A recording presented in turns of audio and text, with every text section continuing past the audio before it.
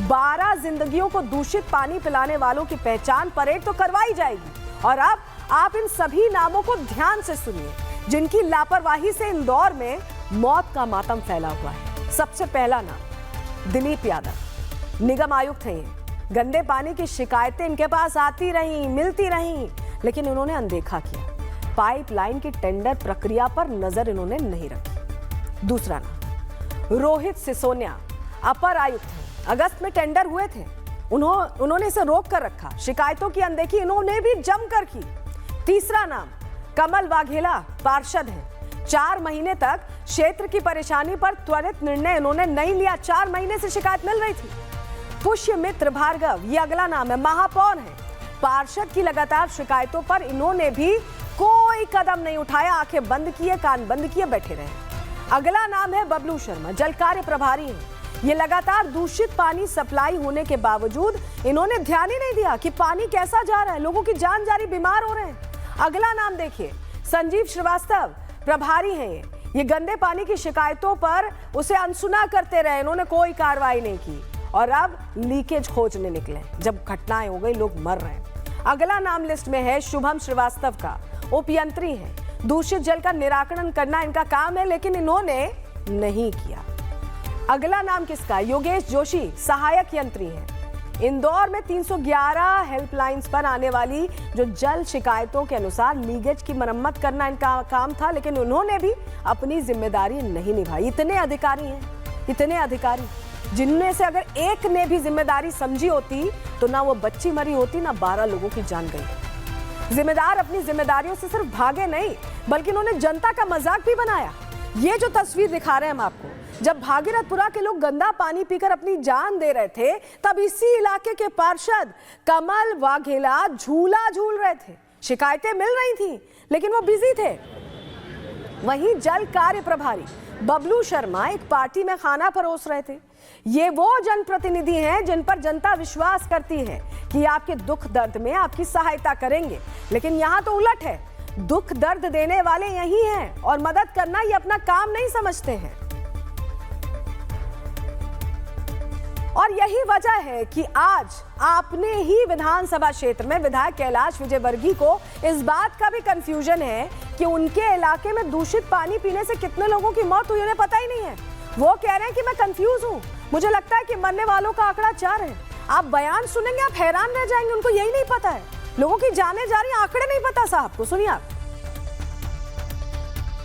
Sir, death का आंकड़ा अभी तक क्या है? वही मैं अभी कन्फ्यूज़न में हूँ, क्योंकि सरकारी आंकड़ा अभी भी 4 है, क्योंकि मैं उधर भागीरथपुरम में जब घूम के आया तो वहाँ पर 8 हो गया।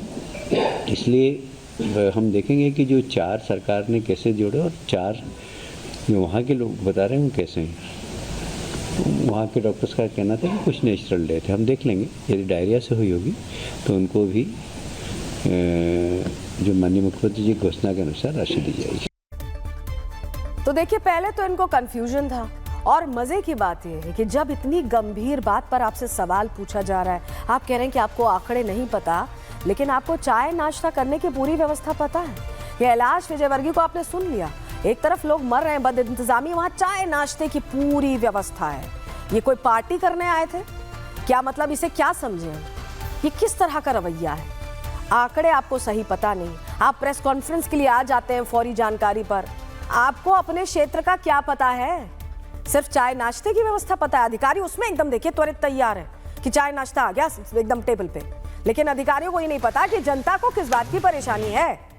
ये व्यवस्था अधिकारियों ने ही करवाई होगी ना मंत्री जी के लिए।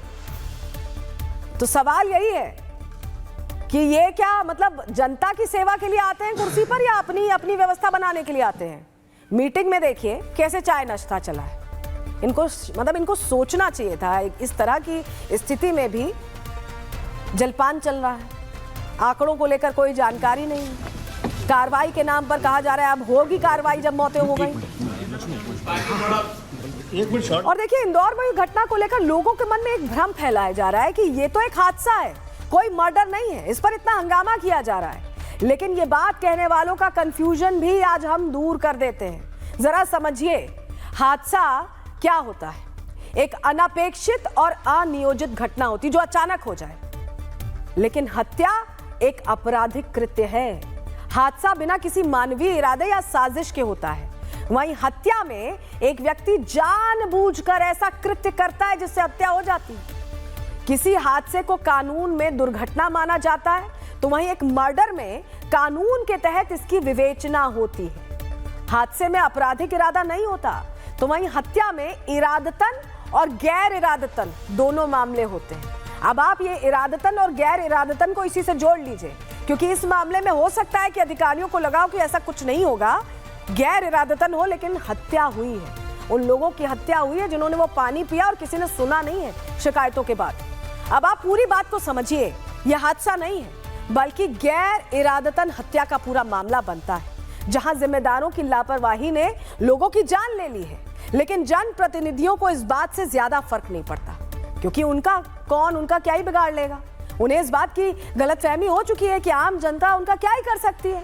और यही वजह है कि मध्य प्रदेश सरकार में मंत्री और घटना वाले क्षेत्र से विधायक कैलाश विजयवर्गीय कह रहे हैं कि जो बीमार है उनका मुफ्त इलाज हो रहा है। परेशानी क्या, मतलब मुफ्त इलाज दे दिया, पता नहीं क्या दे दिया। सुनिए आप जरा। देखिए, डेथ कितनी हुई अभी मैं नहीं बोल सकता, क्योंकि ऑफिशियल आंकड़े डॉक्टरों से पूछने के बाद ही बताऊंगा। बाकी जिनकी भी मृत्यु हुई है उनके परिवार को हम 2-2 लाख रुपए देंगे।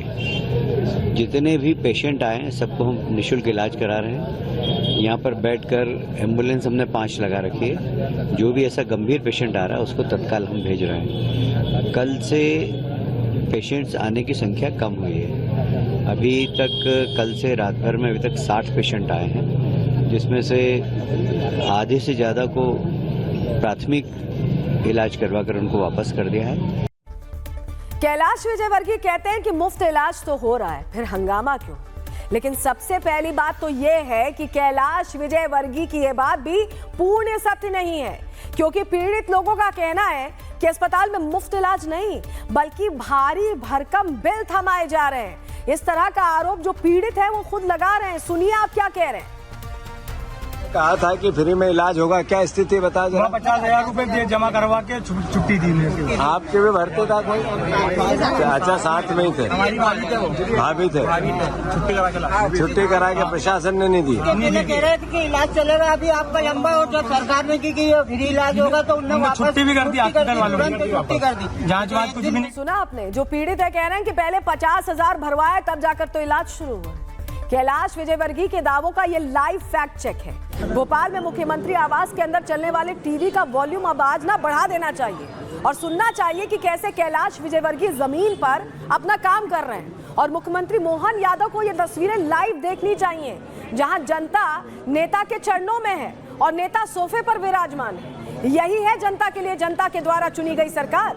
सवाल तो यही है, सोफे पर बैठे हुए हैं, जनता चरणों में बैठी हुई है।